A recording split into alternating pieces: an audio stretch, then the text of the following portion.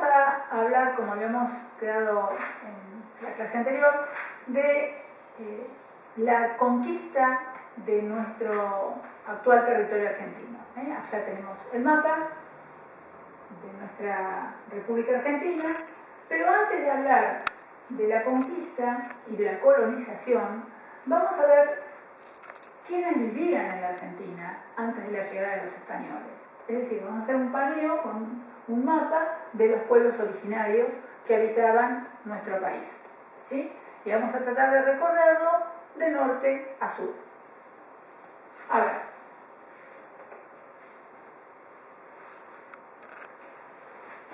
Tenemos, fíjense, en la zona de lo que es Formosa, los tupí-guaraníes, más hacia el sur, los mataguayos,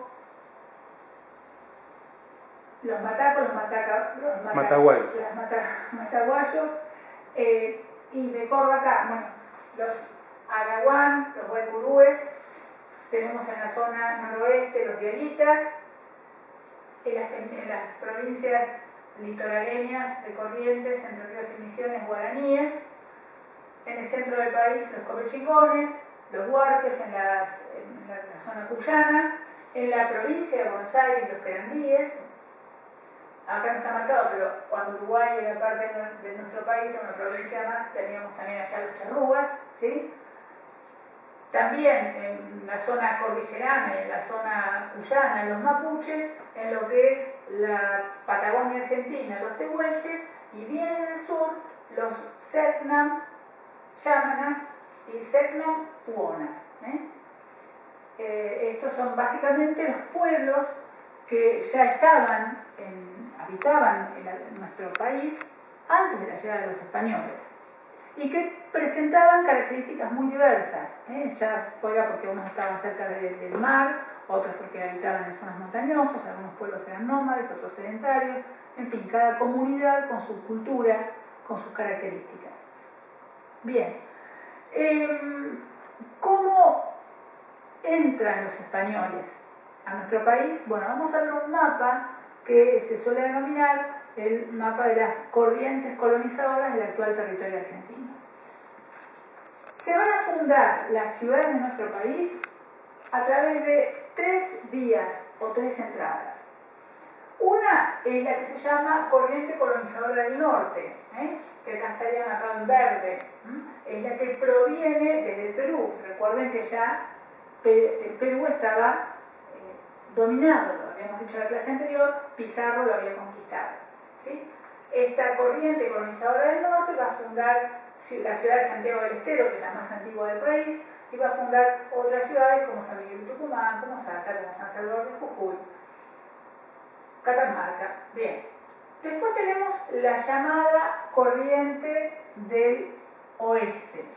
Esta corriente proviene de Santiago de Chile, es decir, los españoles que ya estaban instalados en Chile. Y se van a fundar principalmente las ciudades cuyanas de la región de Cuyo, Mendoza, San Juan, San Luis, que después se van a fusionar también con los españoles provenientes de la corriente del norte. Y por otro lado, tenemos la llamada corriente del este, corriente del Atlántico, o algunos le dicen directamente la corriente proveniente de España, aunque todas provenían en definitiva de España, pero estas venían directamente de España, ¿no? O sea, no tocaron otra parte del territorio americano antes.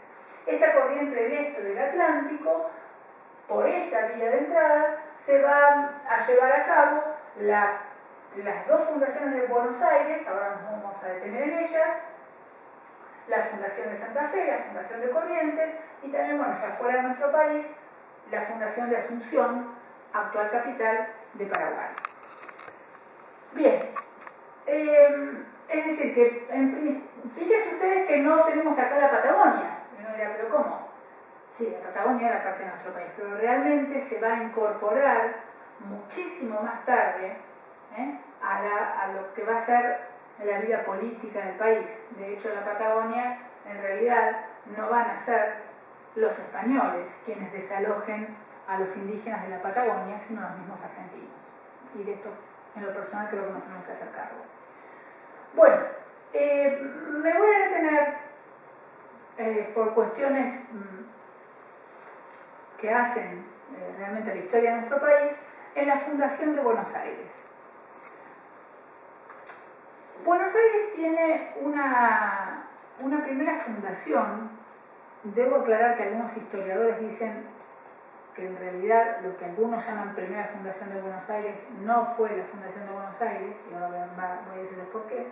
En lo personal prefiero llamarla así, que estuvo a cargo del adelantado Pedro de Mendoza. Pedro de Mendoza firma una capitulación con Carlos I de España, por el cual arma una expedición casi les diría multitudinaria hacia el Río de la Plata. La intención de esta expedición era fundar una ciudad a orillas de este río.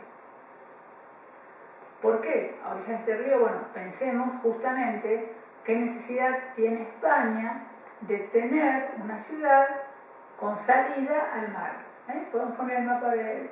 bueno, esto está fabuloso, si lo tenemos ahora lo explicamos un poquito mejor. Mendoza entonces parte con muchas embarcaciones, con 17 navíos, con más de 1.500 hombres. Es una expedición que todo daba a pensar que iba a ser realmente próspera y abundante. Llega a Buenos Aires, funda lo que sería un fuerte en el año 1536.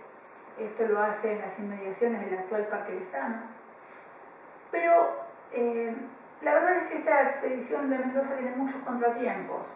Entre otros, el fuerte que levantan lo hacen con barro. Y es el mes de febrero, había lluvias, levantan la pared de barro se les cae. Esto por un lado. Por otro lado, los primeros 14 días, y lo digo con esta precisión porque así está documentado por un cronista que viajó, por Ulrico Schmid, un cronista alemán que dejó su testimonio escrito, que es valiosísimo para el estudio y la reconstrucción de la historia. Los primeros 14 días, los indígenas del lugar, que eran los querandíes, que veíamos hace un rato en el mapa, que ocupaban Buenos Aires, van a recibir bien a estos españoles.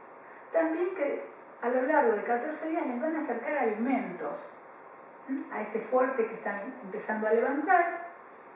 Los españoles toman los alimentos, no retribuyen nada, y los indígenas, después de 2 semanas, bueno, deciden que no les van a acercar más alimento.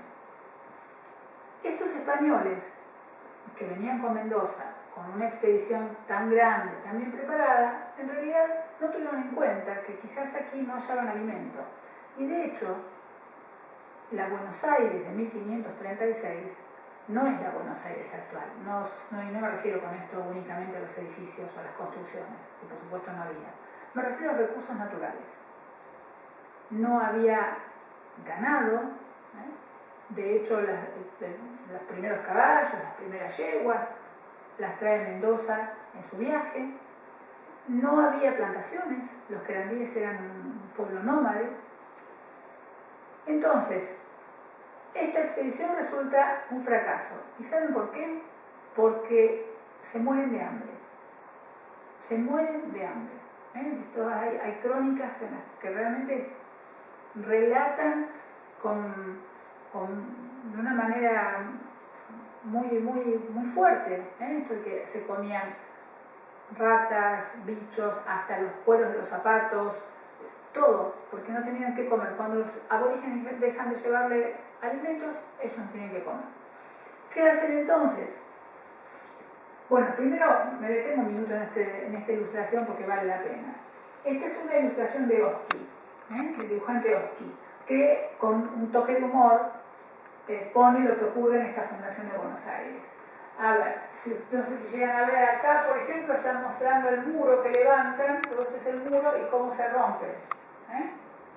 Después, por otro lado, no sé si lo llegan a ver acá, hay un español y 2 indígenas que les traen platitos con pescado. ¿Sí? Después, cuando pasó el tiempo y los indígenas no llevaron más alimentos, bueno, ocurrió que tenían los españoles prohibido comerse animales, mucho menos caballos, porque los necesitaban para trasladarse. Una noche, esto está así relatado en las crónicas, un grupo de españoles faenó un caballo y Mendoza en represalia los hizo matar y colgar. Y a la noche otros compañeros se comieron a los muertos. ¿Sí? Esto está puesto acá, en fin. Cometieron antropofagia, se morían de hambre como decía. Y también, ¿qué hace Mendoza? Con poca inteligencia envía a un grupo de hombres a pedirles que se adentren más hacia el interior de la provincia para obligar a los indígenas a que les traigan alimentos. Y dice el texto de Ulrico Schmidl, los indígenas los molieron a palos. Ese es el término que aparece traducido. Acá ven cómo los corren, tanto que se tienen que esconder hasta en los barcos. El lugar en el cual se llevó a cabo esta persecución de estos españoles que fueron a reclamar más alimentos pertenece al actual partido de La Matanza, que recibe ese nombre, La Matanza, justamente evocando esto. Bueno, resumiendo, como si todo esto ya no fuera poco, Mendoza está enfermo, entonces lo mandan a España, en realidad muere en alta mar, y se ordena desde España el despoblamiento de Buenos Aires.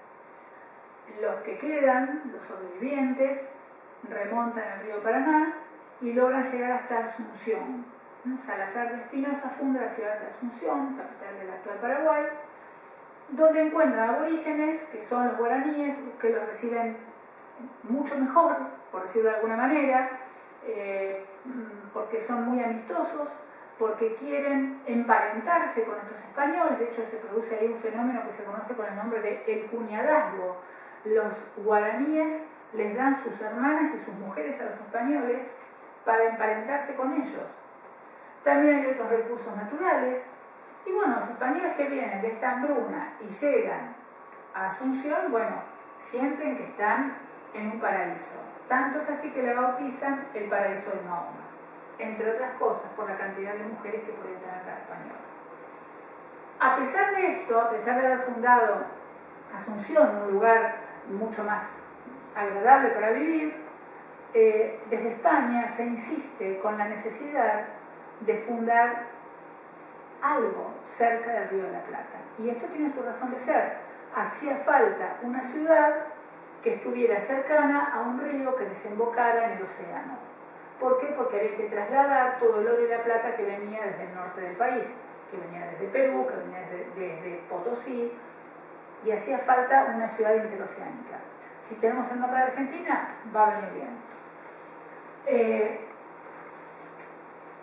Bueno, acá estamos hacia acá arriba, ¿sí? Tendríamos Asunción, Paraguay, tenemos Buenos Aires, la primera fundación que habíamos dicho fracasó en el año 1536, remontando el Paraná, Salazar de Espinosa funda Asunción, y después con esta necesidad de encontrar, de volver a las cercanías del Río de la Plata, se funda una ciudad intermedia, que es la ciudad de Santa Fe, para finalmente, provenientes de Asunción, Juan de Garay, en el año 1580, funda por segunda vez Buenos Aires. La segunda fundación de Buenos Aires en realidad viene ya de un español o un grupo de españoles que están asentados en Asunción.